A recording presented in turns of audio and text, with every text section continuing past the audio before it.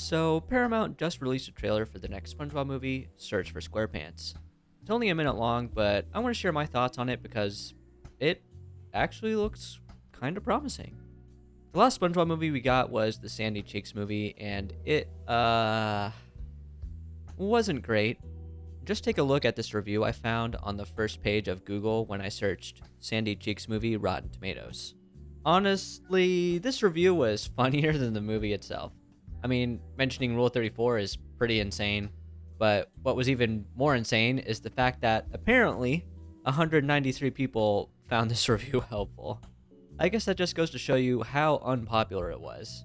I actually kind of liked it, but only because it was so bad that it went full circle and became good again. Kind of like how some bad movies, like The Room, are so bad they become cult classics. But in general, I was still quite disappointed. So, needless to say, my expectations for the next SpongeBob movie weren't particularly high before this trailer was released, but now that I've seen it, I'm actually pretty optimistic. Let's take a look. So the first thing that stands out to me is the art style. I'm not sure exactly what this style is called. I think it's CGI 3D. It's kind of more realistic looking than normal SpongeBob. It almost kind of looks like something you might expect from like DreamWorks maybe. I'm not really entirely certain. I'm not an expert on animation by a long shot, but if any of you guys could describe this for me in the comments, that would be greatly appreciated.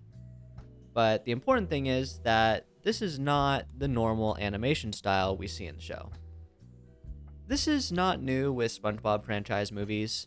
Basically, all of them use different styles for at least part of the movie, except for the first one. Personally, I don't have a problem with this, but I know some fans don't really care for it. In this case, though, I think it looks fine. In fact, I really like the character designs that we see in the trailer, starting with this scene of Patrick dive-bombing Gary. The way his butt is drawn here is particularly funny to me.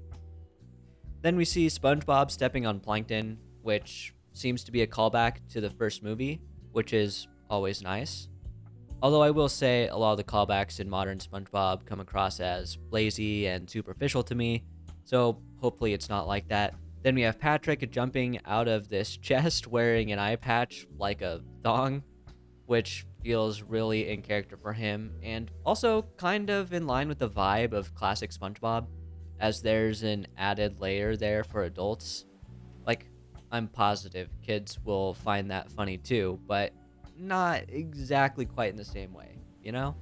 At the end of the trailer, we see SpongeBob literally shit a brick, and then he clenches his square butt cheeks together, which is pretty funny. And we get another look at Patrick's butt, which is all deflated for some reason.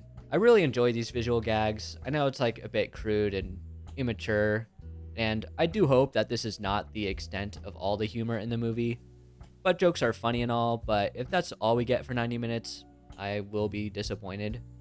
And that brings me to the final part of the trailer. The part where we actually get an idea of what the plot is. There aren't really any spoilers, but it seems like the Flying Dutchman plays a big role in the movie as he takes SpongeBob to the underworld. This has me really excited because I've always thought that the Flying Dutchman was one of the most interesting reoccurring characters on the show, but he's also been criminally underutilized, only appearing in 19 episodes, and even then, like, half of those appearances are cameos or just straight up references. And oh my god, is that a real living human version of the Flying Dutchman? Look at his nose! Tell me that isn't the Flying Dutchman's nose. Is this going to be a Flying Dutchman origin story? This could be really interesting.